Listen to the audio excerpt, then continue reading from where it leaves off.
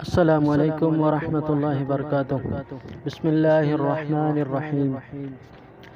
حدیث شریف میں ہے کہ جناب رسول اللہ صلی اللہ علیہ وآلہ وسلم نے فرمایا کہ اللہ تعالیٰ جب کسی بندے سے خوش ہوتے ہیں تو وہ ملک الموت سے فرماتے ہیں کہ اے ملک الموت، فلاں بندے کی روح کو لے آؤ تاکہ میں اس کو راحت اور آرام پہنچاؤں۔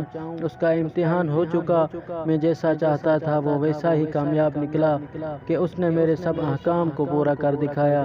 اس حکم کے بعد ملک الموت اس نیک بندے کے پاس آتے ہیں اور 500 فرشتے ان کے ساتھ ہوتے ہیں۔ ان میں سے ہر ایک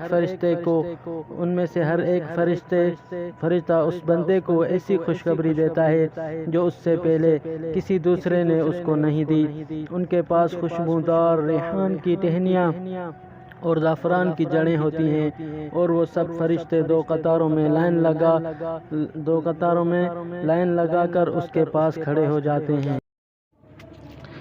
اس نیک بندے کے ساتھ اللہ کی مہربانی اور فضل و کرم دیکھ کر ابلیس اپنا سر پکڑ کر رونا چلانا شروع کر دیتا ہے۔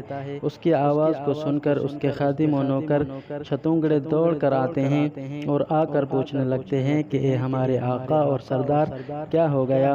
وہ کہتا ہے کہ کم بختو، دیکھتے نہیں کہ کیا ہو رہا ہے؟ تم کہاں مر گئے تھے؟